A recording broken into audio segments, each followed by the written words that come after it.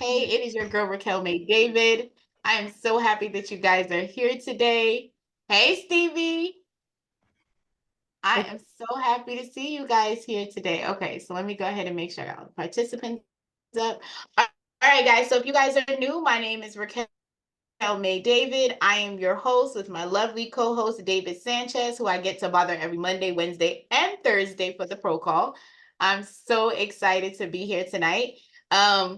I'm gonna go ahead and give a couple of time. I'm probably like until 8:10 because we normally have a little bit more people in the room.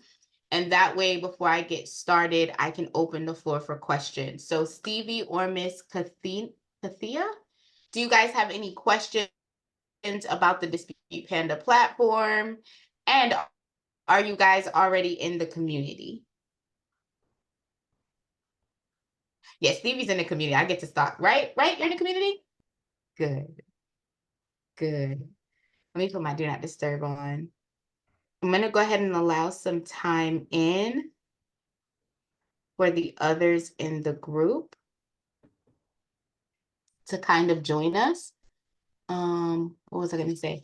If you are new and you are watching this on the replay, you definitely want to join the community. It's where you can get to ask questions, get support.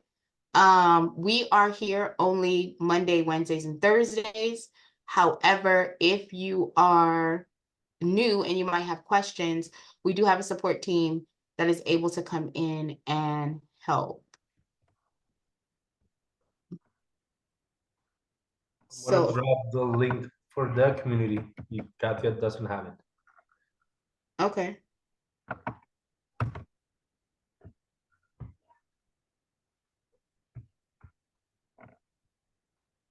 Thank you so much, David.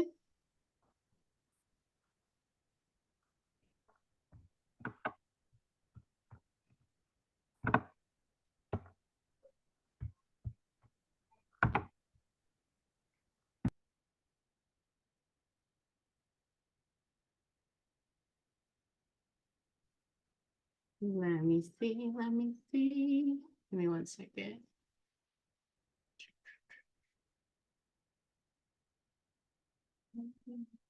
Okay. Hold on 1 second.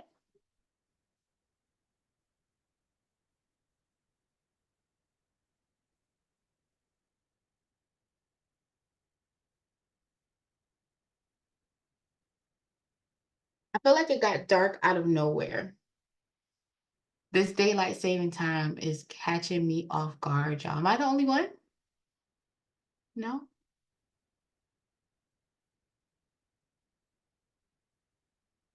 So exciting. All right. How's it going over there in Cali, Stevie, with the daylight savings? Because it's killing me over yeah, here. so I couldn't come off mute in time. Yeah, it's much better because it's much lighter out at night here. Ooh, I feel like, I promise you, I feel like I'm getting real vintage because every day at like 4:30, 5 o'clock, I promise you I'm taking a nap. Like I'm taking a good, I don't know what is going on, but I'm taking a good old fashioned nap. I'm talking about a good hour. I told my husband I don't take naps, I take sleeps because the next thing you know, when I wake up, it's like 3 hours later and I'm so upset. And then it's hard for me to go back to sleep at night. But it didn't start happening until the daylight saving time went in. Mm. So hopefully my body will get adjusted. Plus, with everyone being off this week, I'm not having to wake up early because my family's on spring break. So I don't necessarily have to take anyone to the bus or do any of that stuff. So that's definitely helpful. All right, all right, all right. So it's 8:05. I'm going to go ahead and dive in since there's no questions. We're going to go over the system today. We're going to touch the community. We're going to touch the Dispute Panda. If you have any questions about the software, please let me know. We will go ahead and get started right now. So in the chat is the link for the Dispute Panda community. This is not on Facebook. This is a private community where you can ask any questions about the support. Our moderator, JM, is very active in here. The Dispute Panda team is in here. And of course, Dominique Brown response. I normally recommend the community because you can type in your questions. And normally someone else has asked a similar question. So you're able to come in here and kind of get support, like copy of a sample contract is in here, questions about mailing. So if you have a lot of questions, you can type it in the search bar. More than likely someone else has asked it, but it's a great way to kind of keep up to date with things that are going on outside of the training template for you to see or get your questions answered. Okay. Now, the Dispute Panda platform we are here to discuss tonight. It is the world's most advanced and effective AI-powered credit repair software. And I am going to teach you today how to use the system and process this round of attack or disputes for free. So that's what we're going to walk you through today, but I want to give you an overview of the system before we kind of get started. So the first thing that I love to cover is pricing. One of the things that I talk about a lot, whether you're in my coaching call, whether you're on this call, is we talk about passive money, we talk about overhead, we talk about pricing, because we want to make sure that we are doing business ethically, but we are also doing business, right? Like we're making and we're making income, because this is definitely, for me, it's a labor of love. And some people feel the same way that I do about it. So I want to help you reduce your overhead. I want to help you understand how the system works and understand how you can get paid through the software by just doing simple, ordinary things, right? So first, the pricing of the platform. The platform itself, there's a free version and then there's a paid version. The free version allows you to get monthly rounds of attack. If you are using any other credit monitoring software, it is $17 a month. If you are using the Credit Dyno software that was made for credit monitoring with Dispute Panda, you get a free round of attack every 35 days. So that means you have a free system. If your clients are using Credit Dyno for credit monitoring, then you are able to generate the letters for free. So already out the gate, you are cutting your cost amazingly. Now, systems out there can cost anywhere from $49 all the way up to $379 just for one person. So you have a CRM system that you can hold all your clients' information in one dedicated space, and you are paying $0 a month. You are generating your letters, and you can then print and mail it out. So that means for the free platform, your overhead automatically is $0, and anything that you're charging right now is making profit until you have to print and mail and stamp, of course. Now, if you get the pro version, and I'm going to tell you the difference between the pro and the free version. So the free version is literally your client relationship manager, where you can input your client's information, you can upload, you can generate the letters. The pro version allows you to have a safe client portal access. It is $1 for 14 days, then you're billed $197 thereafter. And with the pro version, along with the Credit Dyno, you are able to go ahead and not only send out your monthly round of attacks to the credit bureaus and the secondary agencies, you're also able to send out the round of attacks to the creditors that are listed on your client's credit report for a more aggressive dispute method, okay? It also has a lot of integratable features, which I will show you inside the platform, such as reports that you can share on your social media to show the updates and the changes that have happened to your client's profile. And you can also pay for the pro for the full year. That will give you a 2-month free offer when you decide to do that, okay? I'm going to skip the pro, the calculating, and the integration, because that I'm going to show you inside the platform so that we can kind of look and learn together. And then the next tab that I want to cover is the training tab. If you guys are watching this on replay, or anyone that's in this room that have not done it yet, I want you to click on this option that says free downloads. So one of the things that sets Dispute Panda apart from so many of the other softwares is that we give you a training flow. So if you are learning the art of credit repair and you're beginning, and you just want to have a curated letter for you to click and go while you are learning the art of credit repair, you simply click this free download button, and we are giving you the most accurate, most up-to-date flow that we have tested and has been proven to help pivot your clients' reports. Okay? So what that means is that if you are brand new, I like to call it a baby in credit, you can come into the software while you are learning the principles and the foundations of credit repair. You are able to still dispute because we are giving you a flow, and the flow does not require certified mail. This is all first class mail, and we're telling you when to switch from handwritten to regular font, right? To go ahead and dispute the letters. If you are a more seasoned person, then you can allocate your own flow to it, or you can beta test, because I do test different things on my own depending on the clients and who the clients are. I have done testing on my own, but this is giving you a foolproof method for you to physically dispute profiles for clients right out the gate. So if everyone can do me a favor, first things first, please, please, please download this guide. It takes you step by step as to what you need to do, what it looks like, and what you have to select in order to make sure that you're a beast in these credit streets for your clients, right? So that's one. When you scroll down, we all have the video. So the videos break down everything from every single tab that is listed in the Dispute Panda software. So you will know what letter it is. So if for some reason I'm not here, David's not here, it's not a Monday, it's not a Wednesday, it's not a Thursday for the pro call, you can still find the answers that you need. Again, today I'm only going to be covering doing a dispute and setting up a client with the credit dyno. But if your client is using another credit monitoring software, we do have videos on how to import those particular accounts in as well. So you're never like not in the loop of how to process a file. Okay. Now, one of the other major things is that we have a 24-hour customer service team.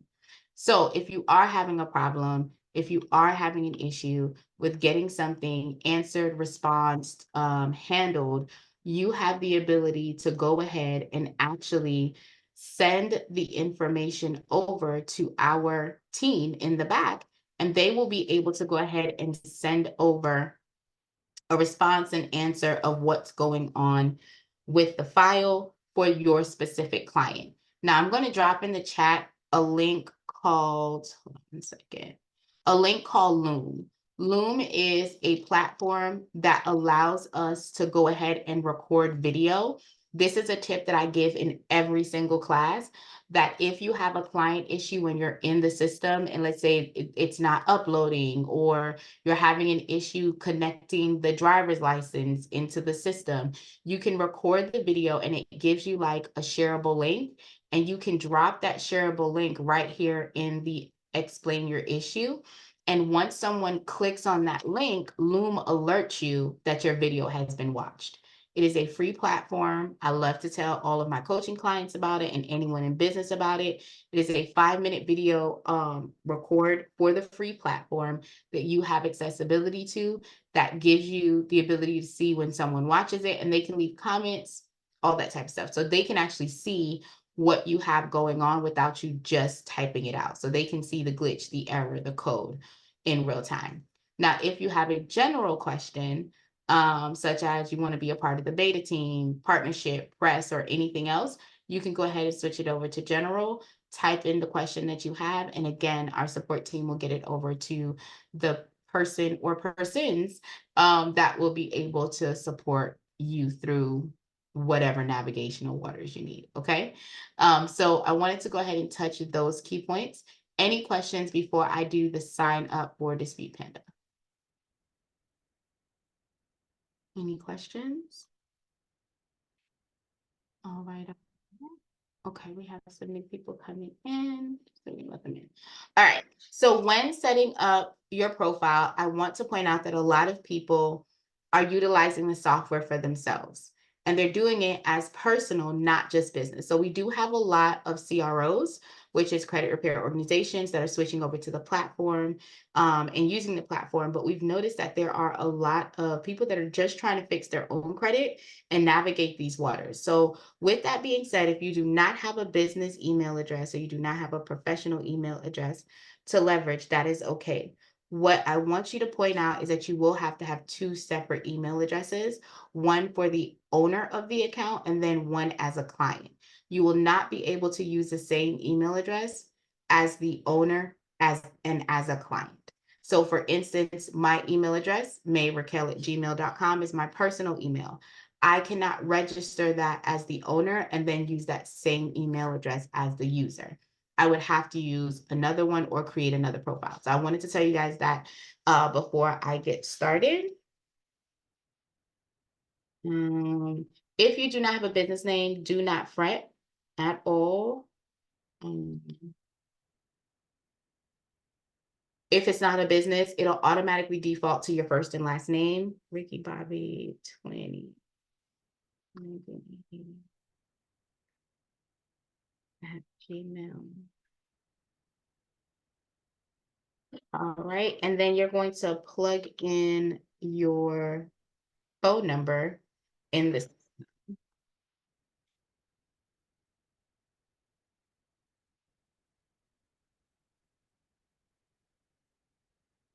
All right, now if you guys are like me, I like to sign up for all of the discounts, special offers, things of that nature. Completely up to you if you guys choose to do that or not.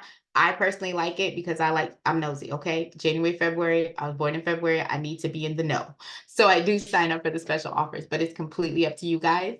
Once you have completed that process, it will take you into the Dispute Panda agreement. This agreement is telling you what to expect from Dispute Panda, what Dispute Panda expects from you as a user of the actual account. You will see at the top that there's this black bar that says resend verification email. You do have to log into your email that you put into the system as the owner, and you have to verify the account. Recommendation is to do that within the first 48 hours. I am not going to do it on this call, and you'll see that it won't stop me from being great to execute everything that I need to, okay? With that being said, I'm going to go over the dashboard, then we're going to go down the side panels, and then we're going to talk about the setting options under the balance tab. So when you first get into the dashboard, the first thing you can see is the round. So if any rounds are due for your clients are coming up, it will track it by the date. Any missing documents will also be available for you, and any birthdays that are coming up are there. There's also multiple ways for us to make money within the software. One of the most notable ways is to be a Dispute Panda referral agent. So let's say you're in a realtor group and all of the realtors that's in your circle are ready to go ahead and start their own credit repair company. You can go ahead and sign up for this link. Once the affiliation program starts back, you will have a dedicated link and you'll be able to give it to your friends and be like, hey, sign up, and you earn credits from them signing up to Dispute Panda. Also, if you are utilizing Credit Dyno, which I want to cover the credit monitoring. With Credit Dyno, unlike the other softwares that are out there, it is giving you the credit report for your client for a full 7 years.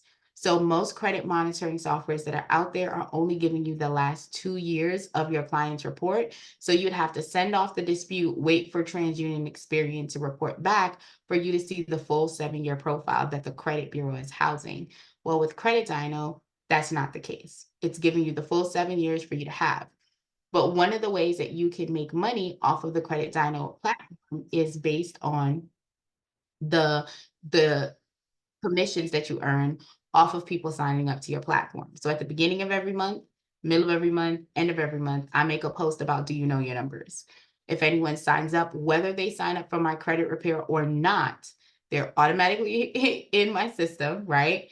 Now I can make $8, anywhere from $8 to $22 off of them signing up for a Credit Dyno.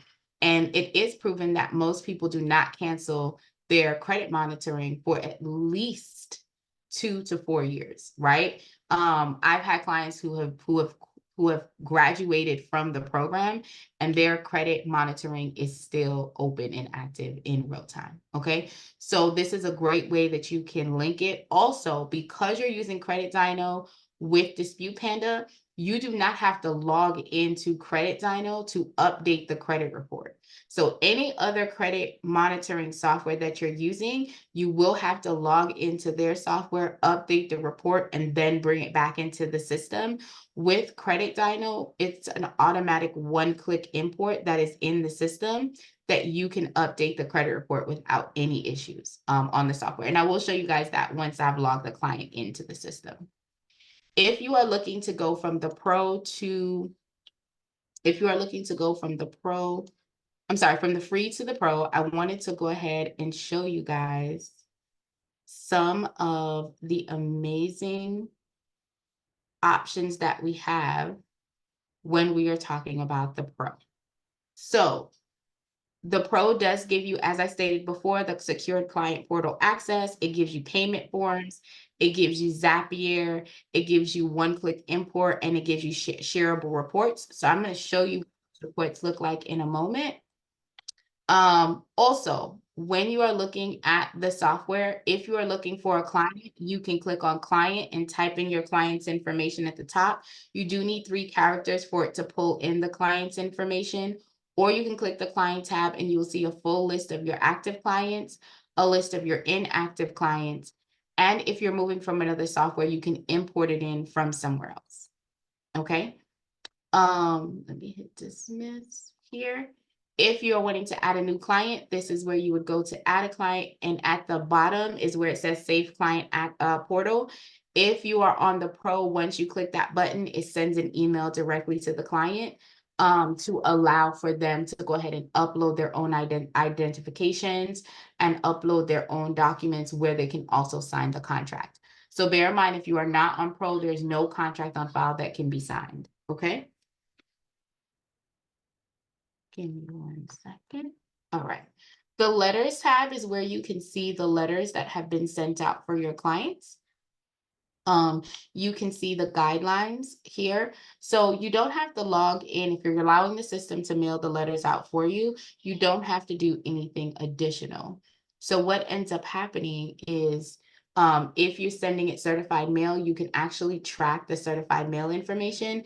If you're sending it first class, which is regular mail, you are still able to see the estimated date that it should be delivered to that particular company, right? Whether it's a creditor or if it's the credit bureau.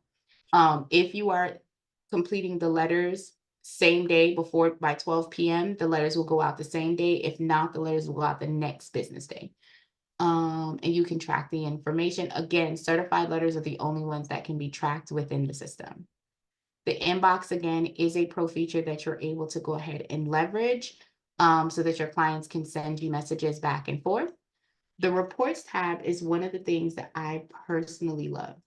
So I'm going to show you a screenshot, and this is actually something that I use for my posts to spark conversation, to have dialogue about credit repair, anything like that. So with this, it tracks how many dollars in debt you have been able to delete, how many total deletions you've been able to do across the board. And then you can also track the total increases that you have on file. You can also make this into a social media post, and it just shares your content month to month to month to month. So you can actually upload this information, show the results that you've gotten, and have a lot of people sign up just because of this curated information that you're sharing. Okay, the subscription tab is where you'll integrate your merchant service, where you make your payment plan and your onboarding features. All onboarding forms, all of that is related in the subscription. And then the training tab takes you back to the training center where you are able to go ahead and download the free guides. I do know some people came into the room. Brian, welcome. I think it's Camilla. I think I'm saying that right. Nick and Tammy, welcome so much to the room, guys. I want to go back to the training. So if you guys are new to the platform, under the training tab is a guide. The guide is telling you the curated letters that have been tested and shown proof that works within any dispute realm that you're trying to do. So if your client has charge off, repo, collections, late payments, the flow is the flow. You just need to go ahead and you need to follow the flow. The flow is going to give you a full 12 months of disputing capabilities for your client or for yourself. I want to clarify, you do not necessarily have to do the 12 rounds or the 12 months. It just gives you a clear flow on how to dispute a file, especially if you're just getting started and getting out there, into the gate. So I wanted to go ahead and make sure that I circle back around, that when you're looking at the training tab, before you even scroll down, if you are new to the platform, how to dispute a file is located in the software. At the very top, you download the flow and you work the flow that is provided, okay? And I'm going to show you how it actually works once we dive in a little bit further. Any questions on what I've already shown so far before I go into the settings guide? Any questions? Awesome, awesome, awesome. Okay, if you guys do, you can raise your hands, you can drop it in the chat. I will circle back around and review the chat. I'm gonna start at the top. Hold on one second. I'm gonna stop this share. Let me make sure. It's over.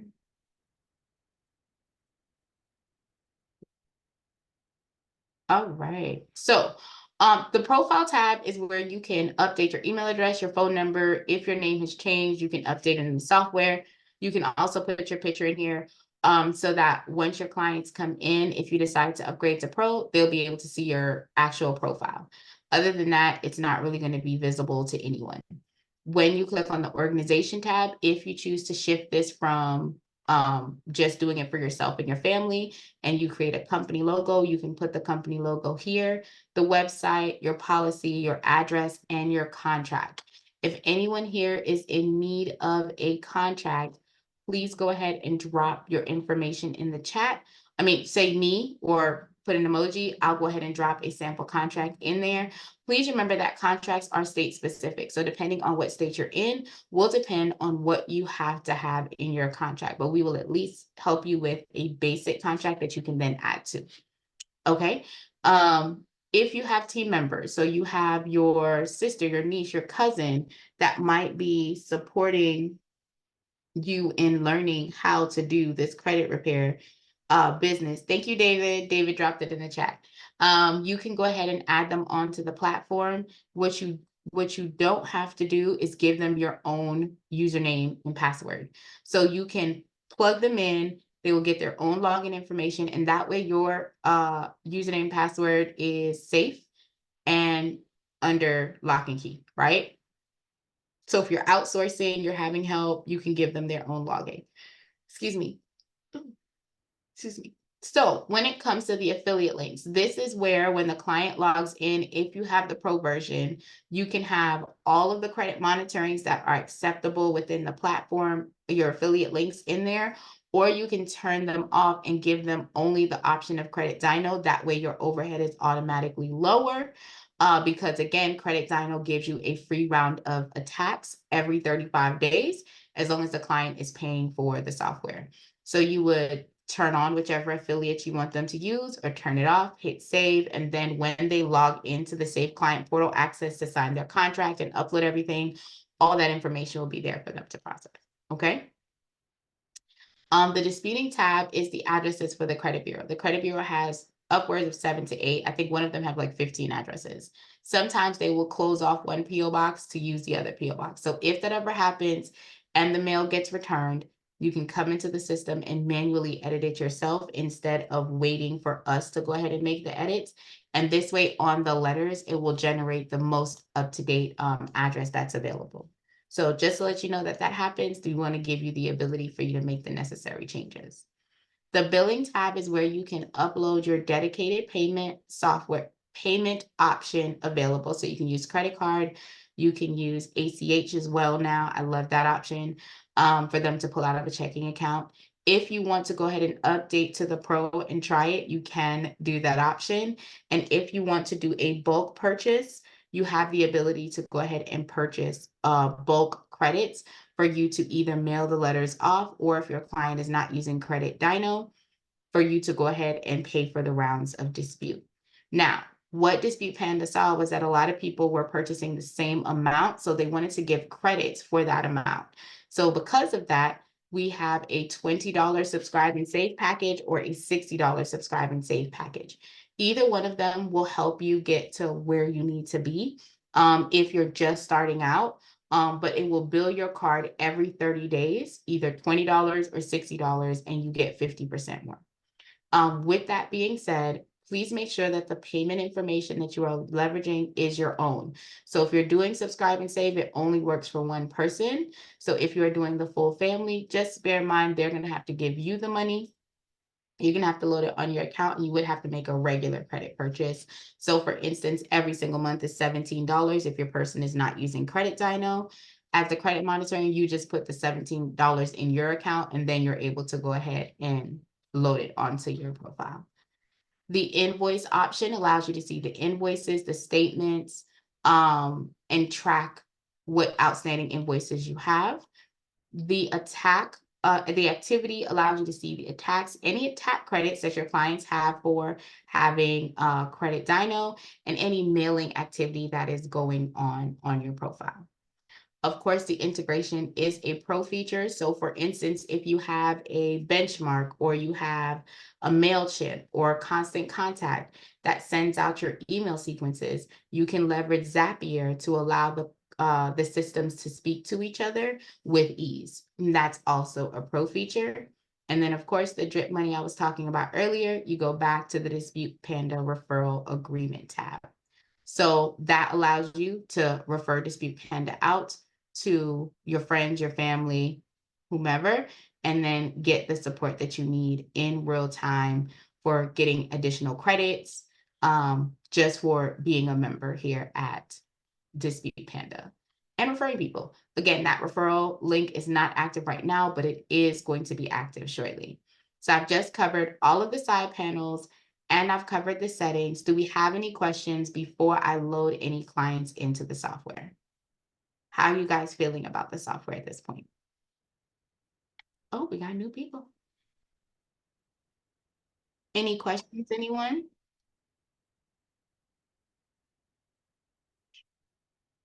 I'm looking to see if I have anything in the chat.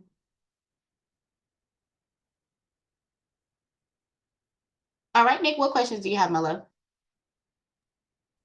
Yes, so I'm very much new to, everything, and I'm just wondering, like, what would be how do you know the seriousness of attacks? Like, let's say somebody have something like what do you call it? Like they're owing something on a revolving credit, like $600-700. Versus somebody who has like a repo or a car, possession on their report, or eviction, more or less, like an entire reported eviction. How do you know like the difference, which attack to use, or how often to go about each scenario, more or less? Okay, so that's a great question. So let me clarify. Collections and late payments are considered the lower level of like a bad acts. Let's put it that way, right?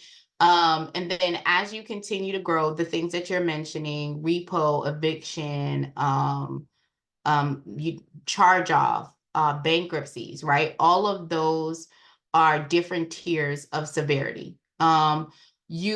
You will only know by reading the report. I do have a boot camp that's coming up. I will drop the link in the chat. So if anyone wants to sign up for the 2-day boot camp, you guys can come in. It'll give you an ability to kind of get the foundations of what credit reporting is all about and kind of understand the basic knowledge of it. But to answer your question, this flow that Dispute Panda gives you in the training tab at the top can go for any single client. So whether your client has simple late payments or collections, all the way up to bankruptcies and child support lien, this flow is still going to work for all of those things that are needed, because the AI software that is integrated with the Dispute Panda is going to go ahead and generate the letters and the verbiage specifically to what your client's report is saying. So even though you have a husband and wife, if the husband has a repo, but the wife has an eviction,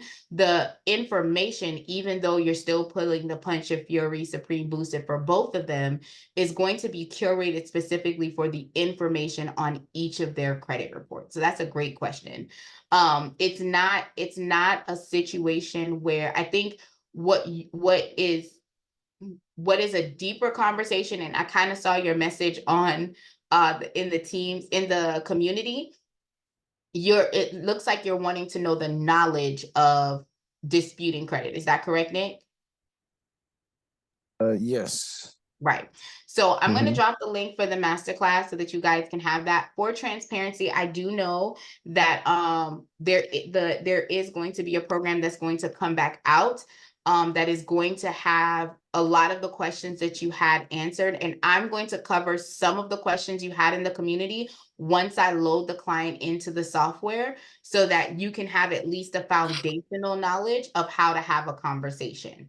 But to answer your question, it's going to take a lot of research. I definitely tell everyone I read the FCRA. I'm in groups that has updates with the laws that are going on because they are changing a lot. But to the software itself gives you a flow to dispute organically. So if you're just wanting to get started with disputing, then this flow, no matter what's on the credit report, is going to be usable. Now, to answer some of the other questions, which I'm so glad I saw you, I'm going to answer some of those once we get into the actual loading and reviewing the credit report for the client. Does that make sense? Yes. Yeah, definitely. Awesome. Any other questions? That was a great question, Mr. Nick. Any other questions, guys? Hey, Miss Kayla. My daughter Kayla upstairs. She's feeling better today. So I love seeing Kayla in this place. Hey, Kayla, what question you got, Sugar Plum? Hey, Raquel. So my question is, do you have like a call flow that you could provide us? Because I'm getting ready to start taking credit repair clients. Well, actually, I have started taking credit repair clients, but I'm not really confident with like leading the call. So I was wondering if you could give tips or if you have any strips or anything that you could provide. I only provide that with my coaching clients that I have that come in. But when I load the client in, I will be giving you like a sample of what's going on the call today. We're really only covering the platform itself, but I will be doing high level, like what my consultation call looks like. So you guys will be able to hear some of the things that I do. And then, yeah, I do. Like I said, I have a boot camp coming up, so you guys can do a deep dive and get a little bit more nuggets as it is there. But on this call, we're really covering the platform and the basic conversation. So I will be covering the two major factors of the credit score and how to have that dialogue with your client once you see the credit report. So just hang tight. I promise I'll go over that. Any other questions? Great questions, Ms. Kayla. I do have another question. And it may fall under the same thing. Would you, if two questions, I'm sorry. For the DIY one, could a client use that to dispute a bankruptcy, or would they need to come over to the Dispute Panda side? That's the first question. The DIY software can dispute anything. It disputes exactly the same way. Are you talking about the Dispute Beast? Yes, the Dispute Beast. It does exactly the same thing that this does. So it's not, it has the same segmentation. So whether they have repo, eviction, bankruptcy, charge off, whatever, it's still the same thing. Okay, perfect. And so my next question would be, as far as a candidate for credit repair, is that something that's covered on this call, or is that more so on the class that you have upcoming? So I do sprinkle the answer, and I can give you guys my answer. Again, everyone is different. It is completely up to you guys what you do. I will give you guys my answer because I did see that in the community and I was about to answer it in the community. For Raquel, Christina, Sharon, May, David, the first y'all, I personally do not take on a client as a credit repair client who has had late payments within the last 3 consecutive months. If I look at your credit report and I see that they were in March, right? So February, January, December, you have been late on your credit cards, your car payment, anything like that. To me, I'm the doctor of credit, okay? Mostly because I'm about to get my doctorate, but I'm the doctor of credit. I am coming in here to do no harm. I'm here to give you the sauce to be a beast in these credit streets. That is my tagline for not just my coaching clients, but for my credit clients. So if you come to me and I see on your credit report that you have 3 consecutive months, 6 consecutive months of late payments, when we have the conversation, the first thing I'm going to let you know is you cannot join my credit repair program. What you can join is my budget building program, which is $37 a month. What we will do is we will go over your budget. We will look at what's coming in. We'll look at what's going out, and we will create a plan of action so that we can try and meet some of these goals, right? Now, if the person is coming to me and saying, I'm not paying, I have no intentions of paying these credit card bills. Okay, well, you ain't got no intention of paying that car payment. Like, I just need to know what's going on. You gonna start walking? Like, give me some tea. But for me, I don't take on a client unless I know exactly what has happened if they have been late the last 3 to 6 months. Because if you're late with them, how are you gonna pay me on time? That's putting myself in a bad space. Number one. Number two, if they continue to be late, understand that every time that they're late, it's impacting their credit score. So no matter how much good I do on my end, if when your statement days closes, it cycles and you're still late, you get another ding, you lose another set of points, it's going to look like I'm not doing my job. So what I'm never going to do is mess up my brand. I'm never going to mess up a client's profile. So we have to have a clear understanding of what's going on. Have I taken someone who has been late? Yes. Specifically one person that I have taken in my whole time, 19 years on and off doing credit repair. And the only reason I took this person is because it was a timeshare and they adamantly said that they were not going to pay the timeshare. So we focused on everything else that was on the credit profile with her having a clear understanding. And I put it in the contract that she endorsed and she stated that she was not going to pay the timeshare. She understood the implications, and then I went ahead and supported her. That is my particular policy on helping people when they come into the credit repair space, because once I load you guys in, I'm going to touch on the top 2 impacts of the credit score or the FICO score. And once you guys see that, you'll understand why, because it's going to be me going up a mountain if they have 7 cars that they're not paying off.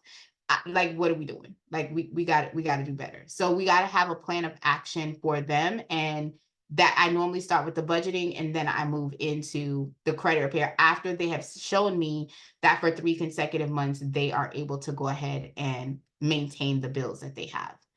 And does that answer the question, Kayla? Yes, thank you so much. My pleasure. And did you have another question? Because I know you said 2. That was 1. I think that was. No, you answered both of them. The first one was about dispute. The other one, the DIY one, and you answered already. Gotcha. Okay, see, I want to make sure. See, not good vintage brain, friend. Thank you for keeping me on track. Hey, Miss Camille, what question do you have? Okay, on Dispute Panda, do they dispute for accuracy? Say if you have something on one credit report, but it's not on the other 2, do they take it off? Or how does that work? So I'm not saying that they're not generating a letter, but I have not seen a specific letter that has that verbiage that you're asking for. So in essence, just for everyone in the room, there is, I have a freestyle letter that I particularly write that if I have proof that the item was taken off from the other credit bureaus and they were deleted, not removed, but they were physically deleted. So the paperwork came back saying this item was deleted from TransUnion and this item was deleted from Equifax. You can go into into Dispute Panda, and in the comment section, you can generate that letter for that particular account. But does it dispute for accuracy? Yes, but understand that there are different definitions of accuracy. So when we're talking about the accuracy of the account, they're going to ask them to validate the account, validate the payment history, confirm all of the stuff that's on the profile. But at this present time, there is not a curated letter that specifically says this item was removed from or deleted from TransUnion Experian. So therefore I need you to delete it from here. That is something that you would have to type up, and I will actually show you where you can put it in as a template so that if that does happen to any of your clients, you have the ability to go into the system and take it out. Great question. Okay, thank you. My pleasure, my pleasure. So yeah, understand accuracy kind of means different, like fresh, kind of like the word fresh.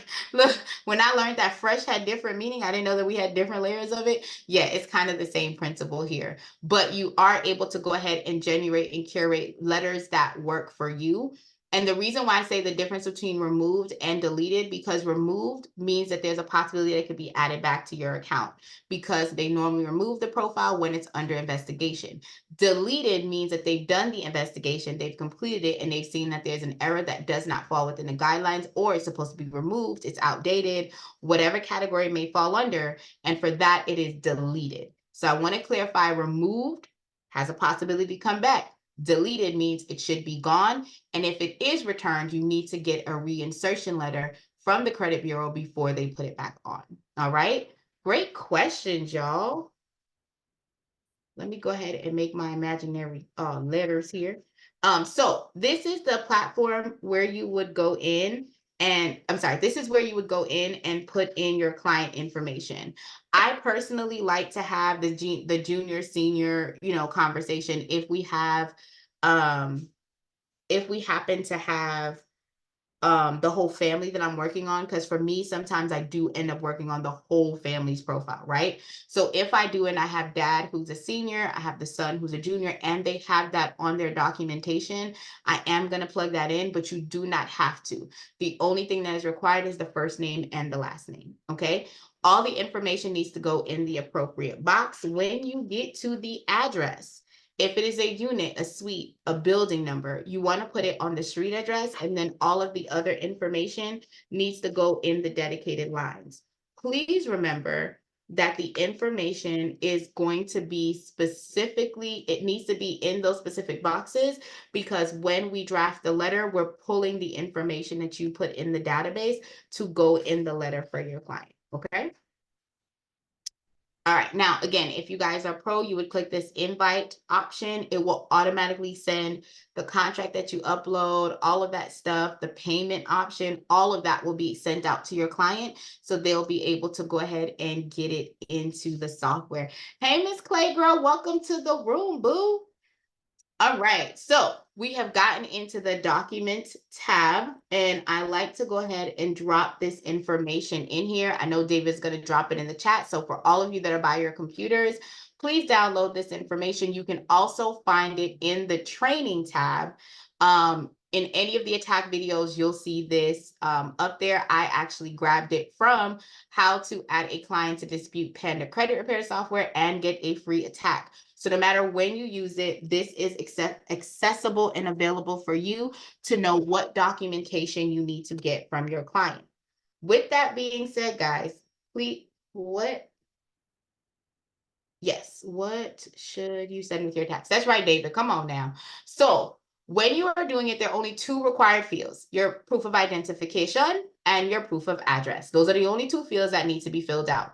If your client's driver's license is not for the state and town, city, address that they are living in, move on to another documentation. So for instance, if your clients move from Kentucky to Michigan, they do not have a Michigan ID. You do not go ahead and utilize the Kentucky ID. You ask them for their passport, their marriage certificate, their birth certificate, their state ID, their military ID, their social security card.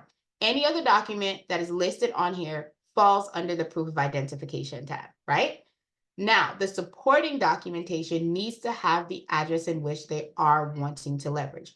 The goal is to get one name, one address, one date of birth, one social on your client's credit report. That is the ultimate goal, okay? Not just on the credit report, but on the secondary bureaus that house the information. Why is that? Because a lot of people know the attack method of getting rid of outdated addresses that are linked to specific debt. Again, that is one method of attack. but it also makes your profile clean. That is one of the major reasons that I utilize it. It makes it very clean when you're going for jobs, when you're looking for employment, when you're looking for housing. It looks very clean, very aesthetically pleasing to the person that's looking to rent you something, sell you something, give you funding, right? The second thing is all of those other addresses that are listed on your profile, please believe that the credit bureaus and the secondary bureaus are making money off of those addresses. Yes, sir. Yes, ma'am. That's why sometimes y'all will look and y'all will go to your mailbox and it'll say to Deborah or current resident, because Deborah don't live there no more. Deborah doesn't live there anymore, but they're selling that address because it's in the system for them to be able to sell it to realtors. I have a friend who does hard money lending, and she goes around to find houses. And one of the things that she does is she buys a list of addresses to market to from the credit bureaus. So do not sleep. All of those addresses on your profile is making the credit bureaus money, dinero. So you want to go ahead and make sure that we stop that. So that is one of the things that you can always leverage. So these are the IDs that you would need. If you are using a utility bill from the home, best practices, y'all, best practices. Every 60 days, you have to ask your client for an updated bill so that there's no kick out, there's no deviation. The credit bureau doesn't say, well, we don't know if this is really your address, because trust me, they love to stall, okay? They love to stall. So with this software, I love the drag and drop option. I'm a drag and drop girl, but I want to point out that the goal is to get all the identification documents on 1 to 2 sheets of paper, no more. Because remember, we're talking about overhead. So if we already have the free platform and we're using Credit Dyno, so now we're disputing for free, what we also want to do is not spend a whole bunch of money on ink, toner, or stamps, because them stamps be stamping. Okay, I'm about to go to the post office tomorrow now. I don't want to. But you can crop out anything that is not necessary. What is not necessary? They do not need to know how much is past due. They do not, first of all, you definitely don't want to send them anything and show a past due balance, because that's showing a trend that your client is already past due. Secondly, it's none of their business. This is a verification document. So what they need to do is verify your address and verify that the document you're sending is in the date range that is applicable. Nothing more, nothing less. So everything else you're going to crop out, okay? You're going to hit crop and save. The system will go ahead and save it. And this is what it looks like when it has generated the documents accordingly, like the documents have been stored. Now, you would go ahead and come here, drop the ID. Again, if it's on a big sheet of paper, you just can go ahead and pull it up so that it's nice and clean and tight. Because again, the goal is to get it on no more than 1 to 2 sheets of paper. All right. Now, once you have everything loaded, and again, the Social Security card is optional. So I don't want you guys to feel like you're stuck with the Social Security card. With that being said, if you're using any other platform, then Credit Dyno, you either have to upload the file or grab the HTML profile. I am going to grab a Credit Dyno password. Give me 1 second, y'all. If you guys have any questions while I'm doing this, you can jump off of mute and ask the question. It is my pleasure to answer. Okay. I think I'm jumping a little bit ahead, but when you get ready to upload the credit report, I'm having the hardest time. I done went to like a PDF from changing it to a PDF to a HTML document. It's still not letting me upload the credit report. Who are you using for the credit report? Identity IQ. Okay, so what you want to do is go to the training tab, my love, and you're going I watched it. I'm okay. sorry, I didn't get y'all. And so, okay, so you've watched the video. So when I do it, all I do is when you log into Identity IQ, I just download the report. Once you download the report, because I'm not going to be showing the I'm not going to be showing how to do it with Identity IQ. I'm only going to be showing it how to do it with Credit Dyno. So okay. When you go into the software, hold on 1 second. Let me see if I have another client that I could pull over, because I've already added this in. Hang on 1 second. Boom. Okay. So You can see the screen right here? Oh, I think I lost Oh, him. sorry. Yes. Oh, okay, Uh-huh. cool. So with this one, you would do upload file and you would just drop the actual report in here that you downloaded from Identity IQ. So there's nothing additional that you have to do. If you're having issues, use the Loom video that I dropped in earlier. Okay. Record what is happening when you're physically doing it. Because when I have clients that I only have like 3 clients that are still on Identity IQ, and all I do is download the report and then I drag and drop it here and it pulls it in. So if you're having a system issue, I would say to do the recording, send it to the back office so that they can tell you how to fix it, and also send them the login information because they will try and attempt it for you as well. Okay. Question. What are your other clients using? Because you said you only had 3 more using Everyone that's on my platform uses Credit Dyno because my overhead Credit. matters. Yes, everyone in my Okay. platform uses Credit Dyno because Okay. I'm getting commission off of it and I get a free pull every 35 days. So I'm not paying for my letters at all. Okay. Cool. Okay. Great question. Great question. All right. So as you can see now, do you have any other questions? I'm sorry. I want to make sure that you had all your questions answered. Oh no, that's all I wanted. Okay, cool beans. So once you're in the software, and if you guys look over here to the left, it says free attack credit 1. Okay. And then right here, it says 1-click import. So in 35 days, when it's time for us to get an updated report, or I'm a 45-day company. So in 45 days, I would come in here, I'd click the 1-click import, and boom, I go ahead and do the rounds of disputes, right? And every 35 days, I get a free report as long as my client is signed up for Credit Dyno. So now, once all of these are checked, all of this is in here, the credit report is showing, roger that. At the top, the dispute options will open. Now, systemically, Credit Dyno is going to pull any negative account that is impacting your client's credit score from the account section or the public record section. The inquiry section is where you get the hard inquiries or hard pulls for people that have gotten funding. The system will never select any of the inquiries because that is where you manually have to do the research on your own.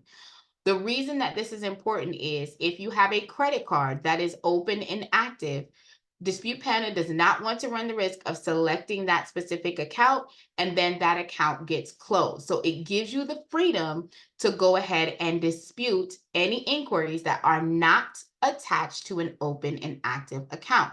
So what that means for you guys is I've had people say, well, what if it's an auto loan? What if it's a mortgage? If y'all want to dispute that inquiry, completely fine. They're not going to come get the house. They're not going to come get the car. But if you do it with an auto loan, with a credit card, you run the risk of that credit card being closed. Okay. So one of the things that I do is I search. If you guys look, this one right here says CRB, that's Cross River Banking. Once you guys get familiar with reading the credit report, you'll be able to kind of know what the abbreviations are and you can search them out fully. But if you don't, you want to search both sides of this slash and you want to search them independently. Because if you type in CRB, nothing shows up. But if you type in seed, you will see that it shows up to a collection that is on file. Okay. So this one, that was a closed account. Let me scroll back down so you guys can see it. This is a collection charge-off account. So in that particular case, you're going to click the button and you're going to go ahead and dispute it because it's not an open and active account. You would do the same thing for every account that's listed here to see if it's showing up in the actual account section, because if it is, and it is open and it is a credit card, you do not want to select it at all. However, if you search all of the inquiries, none of them are open to an open and active account, go ahead and delete it. Not a big problem, not a big issue. This person does have a Capital One, and all of them are closed. So I would go ahead and select all of the Capital One options for the system to generate it into the letters for it to be disputed. Okay. Public records are bankruptcies, evictions, any judgments that will show up on the client's profile. Some clients will have it, other clients won't. So I don't want you guys to be alarmed at all if you see it on the profile. Now, again, amazing things that I love about dispute credit Dino and Dispute Panda, I'm going to show you number one. So when you click on the little eye icon, this is only accessible when you have Credit Dino. You can click on the little eye icon and you're able to have a curated conversation with your client. So number one, when you're looking at this information, it's giving you a lot of fruitful information with the summary. So this account is still showing up open. The amount owed is $13,000. The payment amount is $315. The credit limit is $11,600. So we already know there's a problem right here, okay? You're going to switch over, you're going to click on payment history. Now, payment history is the highest and most heaviest weighted portion of the FICO score calculation. Payment history is worth 35%, which roughly equates to 192.5 points. So if your client is not at 100%, they are not getting that 192.5 points. So understand that a credit score starts at 300, ranges up to 850 to 900, depending on, which scores you're looking at. And you're looking at your payment history, which if your base number is 300 and your payment history is worth 192.5 points, if your client is not paying on time, they are leaving 192 points on the table. Every time they're late, that 192 is getting deducted. Meaning, let's say you're late on your car payment, that might be a 24-point decrease or a 15-point decrease. If you're late on a mortgage, that can be 50 points that they're losing, right? So every time that they're late, they're taking out a chunk of that 192. They get the monies back when they continue to make on-time payment. They get those points back. The late payments affect them within a 24-month window, okay? So if they're late today, they're not earning that points back until 24 months from this month. So you can have that natural conversation with them and say, hey, late payments on time is worth 192.5 points. If you are late, you're not able to get those points. And I'm going to tell you, hitting those boxes are what's going to get you to the 800 club, right?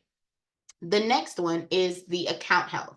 The account health, it helps you talk to your client about how much credit they're using versus how much credit they have available. So you can actually do this for every single account.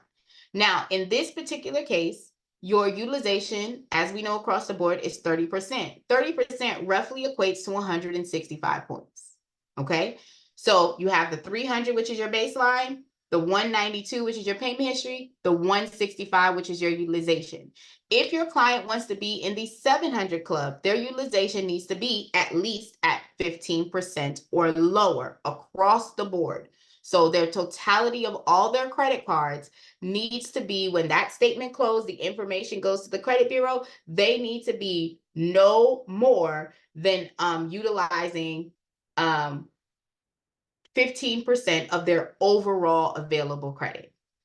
If they have 1 to 2 accounts and they only have 1 to 2 accounts and all of them are over the limit or all of them are maxed out, we need to have a conversation because you're not getting the full 165 in that specific area. And we need to talk about how are we going to rescue you from this situation. So that conversation would look like, hey, your actual credit limit is $11,600. No creditor is going to want to gift you funding if you're already over the limit on the cards you already possess, okay? So what that means that we need to do in real time is we need to get you quickly under your utilization. Now, I want to clarify that we have these conversations all the time and people are talking about your due date, your due date, your due date. I want you to understand that your due date is the latest possible date that you can make a payment on your card before the company assesses a fee to you. We don't care about the due date unless the due date becomes before the statement date. The statement date is the date that your balance is going to be taken and sent to the credit bureau. So let me say that again. Your statement close date, your statement end date, when you look at your credit card statement, it says it begins on this time, it ends on this time. That end date is when they're taking your information and sending it to the credit bureau.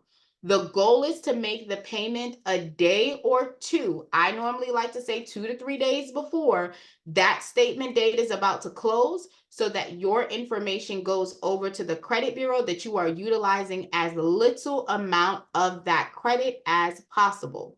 I'm not telling you not to use it. I have one credit card that I pay all my household bills with, light, rent, car payment, everything goes on that credit card because it gives me points. But I have another card that I leverage that I use for like other things like gas and things of that nature. When it's 2 to 3 days before my statement is about to close, I take the money that has been sitting in my bank account. So it's helping me because my bank account rate is going up because that money is sitting there from day to day to day. I go ahead and pay the credit card off. And then now that credit card is going to show I have a zero balance or I'm using less than 15%. Understand that when you're going through the process, y'all, if you're wanting to be in the 800 club, your utilization needs to be 7% or lower. So if your client is using 112.41%, the conversation is going to be, I need you to pay the minimum payment times 2 plus $4. That gives them breathing room for them to be able to go ahead, and when the interest hits again, they're not back over the limit. So I have something flying around here, y'all. They're not back over their credit limit, right? So again, if your client is over the limit, the conversation will be, hey, I need you to pay the minimum payment times 2 plus $4 to get you out of the situation that you're in. Okay, so that's kind of just like a over level of what the conversation would look like for my client, but you're able to go ahead and do this for every single account. You leave with a plan of action. I do this for my clients when I have a consultation because everyone doesn't understand that there's 2 dances that you're doing with credit repair. One are the letters, the other is your behavior.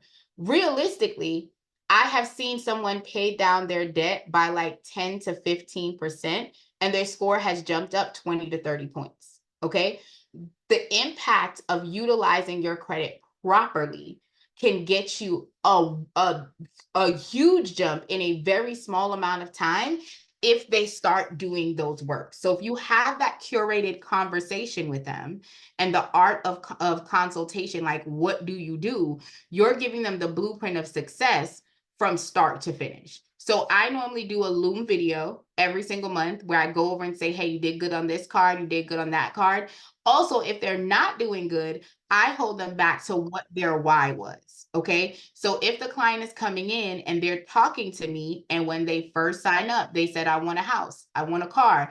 Well, these behaviors are not applicable for you to get the funding that you're needing. Let's talk about what we need to do to kind of offset that, right? Any questions on what I've gone over so far, guys?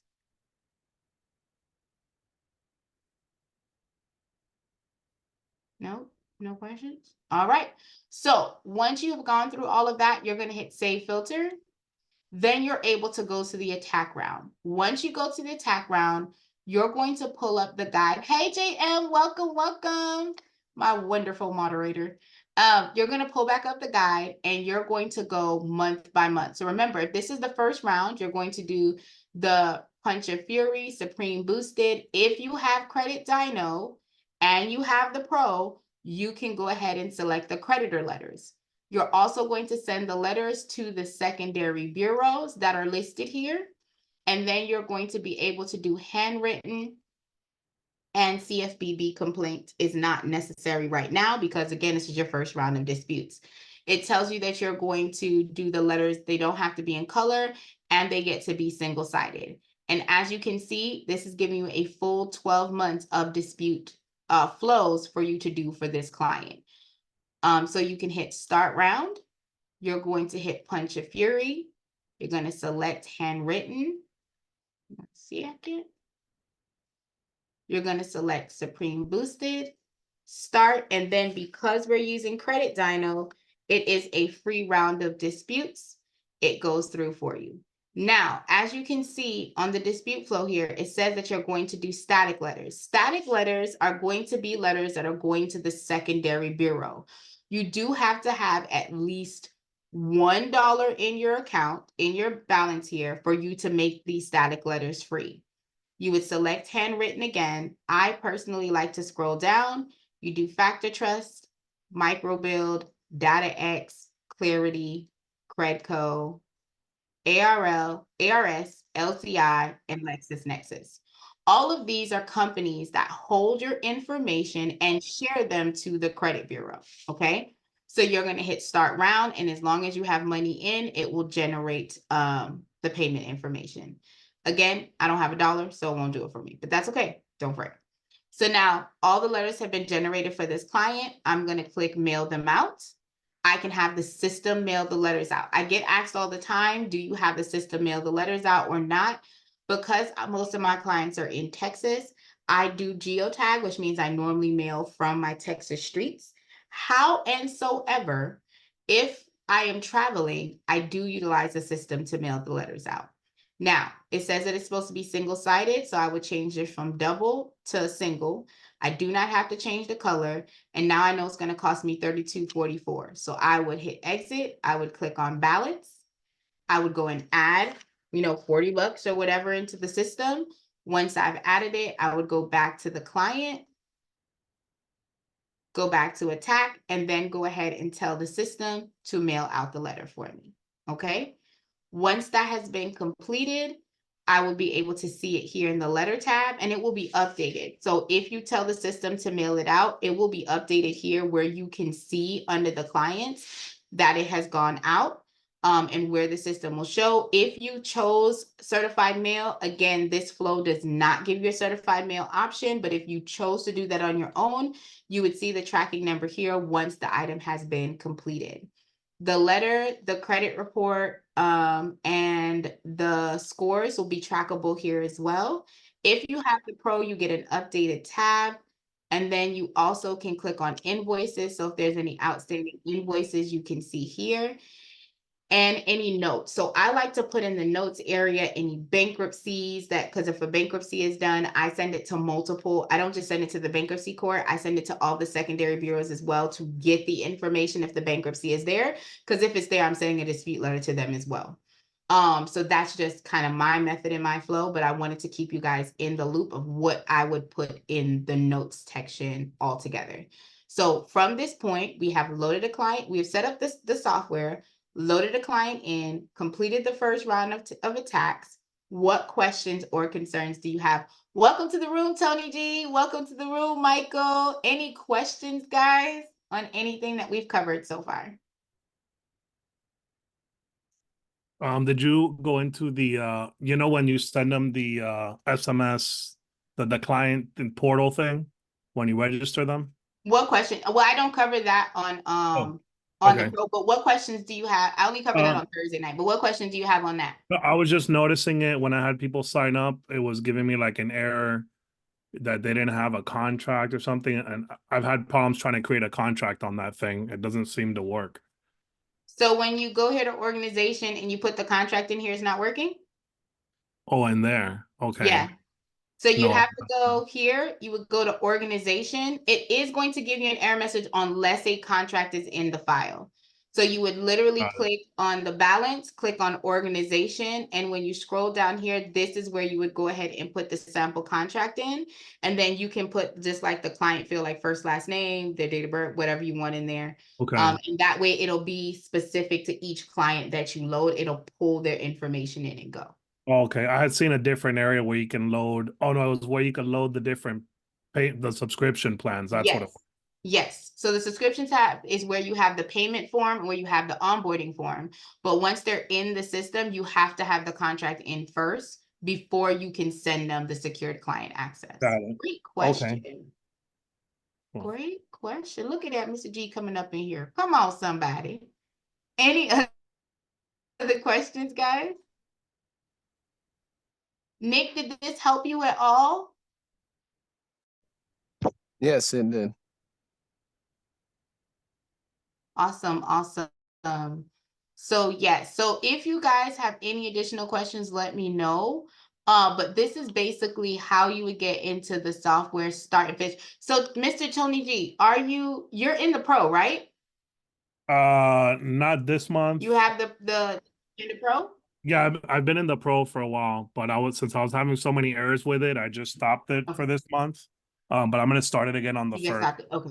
Yeah, and also the mailing cost Okay, was cool. too expensive, so I don't know if they switched that over yet. They Okay. haven't switched it over yet, but you don't have to use a mailing cost there, child. Whether you do pro or free, you don't have to worry about the mailing at all. So the only reason why I don't want to say the only, one of the main reasons why I like the pro is because of the aggressive dispute options. With the fact that you have the creditor. But if you are using it for your client access, you want to go back to putting your contract in first before you go anywhere. So I'm glad to know that that was one of the issues that you had, so we can clarify it for you in real time. All right. Anything else? Nope. Yeah. All right. Nick, what How's question? it? One second. Oh, Nick has sorry. his hands up and then I'll pull back up on you. What questions do you have, Nick? Yeah, I was just wondering, like, is it a good rule of thumb, like if somebody has a 400 credit score or 500 or 600, is that like a ballpark how many credits you're looking to get? Or I don't understand the question. Can you rephrase it for me? like if, let's say, if like if you have a 500 credit score, is it that you're gonna need to have purchased more credits? Like, you'll Are probably you have to do talking more. about credits to dispute the profile? Is that what you're talking about? Do you have to Yeah. purchase more credits to dispute? Yes.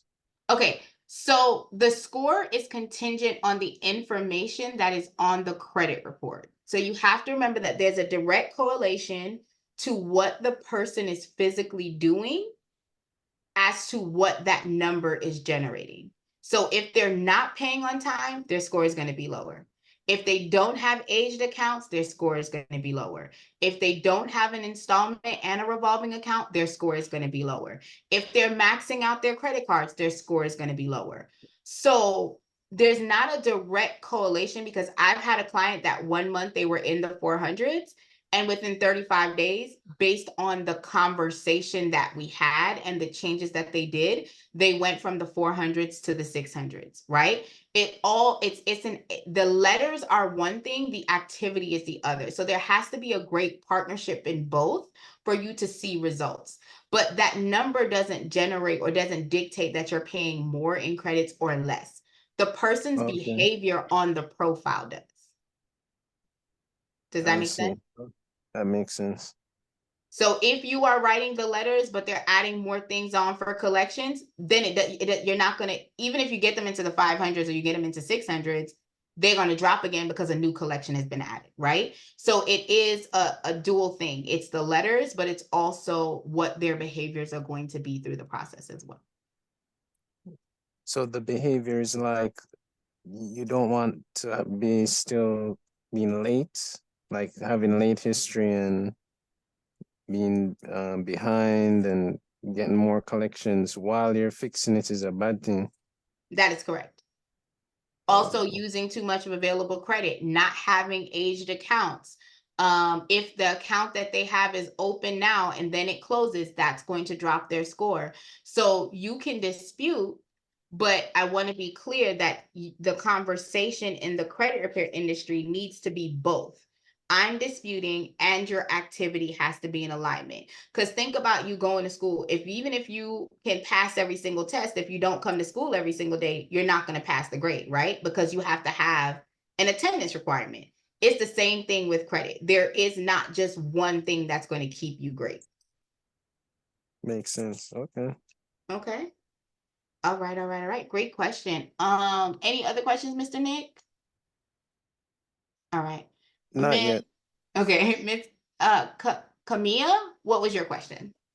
Yes. How do we ourselves get signed up for Credit Dino? I missed the first part of the meeting. No problem. So if you go back to the main Credit Dino space, and I'll go ahead and drop it in the chat here. Boom. You would click on sign up for free, and then you'd be able to sign up for the platform right here. Okay, thanks. Welcome. Great question. Great question. Any other questions, guys? I have a question. Mhm. On the So for clients, right, you know how they get a lot of responses and they don't always give you an update on whatever they got back in the mail? Is there an easier way to just put your, I guess, your own address so that you get the client's stuff? Like, so I would get all the clients' return mail, That basically. would depend on how your contract is worded. So I have a contract and I have a power of attorney. So with my power of attorney, I send it over Oh, I see. to the credit bureau, advising them that I am the person, my company is processing the file so that the letters come to me and not to my client. Okay, and then you, on the return address, you just put the client's name and your address?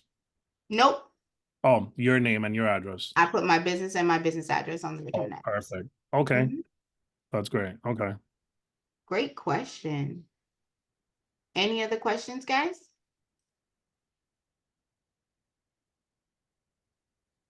How do you do that? What was just mentioned? You would have to have it in your contract. So my specific contract has that verbiage, and my clients have to sign a power of attorney, and then I send the credit bureau an announcement letter. So before a first round ever goes out from my client, that first letter goes out to the credit bureau with the signed power of attorney and the attached documents that says, hey, this person is authorizing and stating that they are letting me dispute their credit profile. So you would have to set it up, and you would have to be a company and entity that does that. Wouldn't have to have like a legit power of attorney? I have a power of attorney that specifies that I'll be disputing letters for them and that my clients have to sign. Correct. Okay. Yep. Great question. Any other questions, guys? Hey, James, what questions do you have today? Yes, I uploaded my stall letter about 4 days ago, and I also sent the letter in. How long would it take for them to respond to the stall letter? You're supposed to give the credit bureau a full 30 days to respond to the original dispute. So whenever you sent off that original round, you're still allowing them the 30 days from that original date to complete the dispute. Okay, on Experian, I normally can tell when it goes up under dispute, but it's still not showing under dispute. I don't understand what you mean. Can you explain that a little bit more for me? Normally on Experian, when it goes, like when they first scan it in to go up under dispute, it shows up in the blue like it's under dispute. Okay. But I don't see that this time. Okay. Has it been 35 days since the last time you sent the letters out to them, sir? No, ma'am. They sent me a stall letter, I mean, they sent me a stall letter saying they thought it was a third party and not me, and that's when I sent the stall letter back. And how many days has that been since you sent the stall letter out? It's been about 5 days. Okay. So I would give them more time because it takes roughly 5 to 7 days for your mail to get to them. Okay, you said it takes 15 days after they get the stall letter, or What I said in the last class was that you normally respond to the stall letter if it's within the first 15 days of when you sent out your dispute. If it's after that 15-day window, I would suggest you not to respond. Just allow the 35 days to run and then go back and send your next round of attack. Okay. Okay, great questions. Any other questions, guys?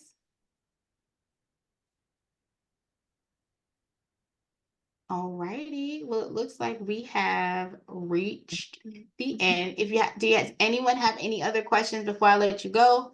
You know, I'm gonna do a shameless plug. Is it?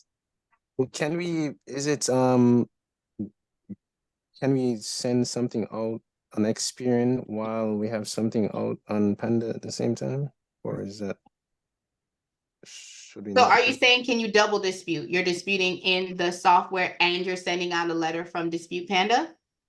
Is that your question? Yes. Okay, so the recommendation would be to do one dispute method. So either you're disputing, so let me clarify. There are people who take the letters from Dispute Panda and upload it to Experian to dispute. That is one of the things that I do for my clients.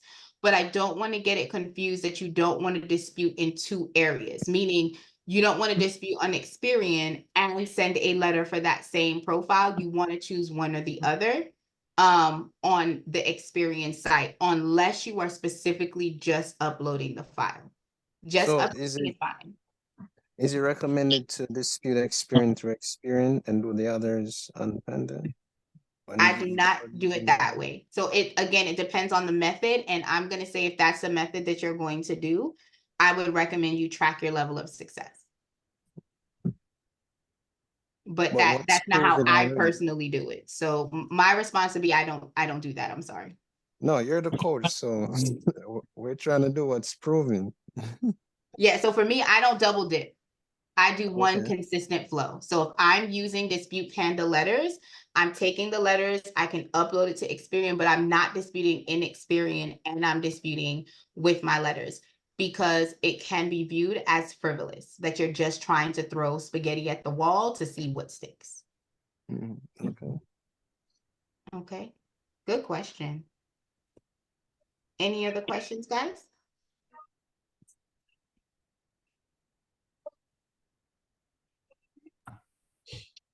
Any other questions?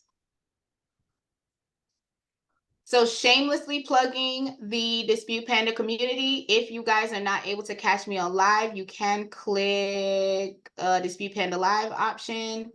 Ooh, you rude. And you're gonna go ahead and see the videos. You can also check us out on YouTube as well for you to be able to see the replays on that. Other than that, are there any other questions or concerns that you have on the flow? Oh, I'm also going to go ahead and drop the link for the boot camp that's coming up on the 22nd.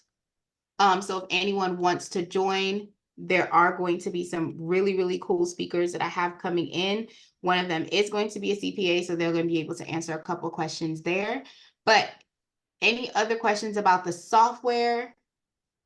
Any concerns, comments before I let you guys go? What's the latest that we could sign up?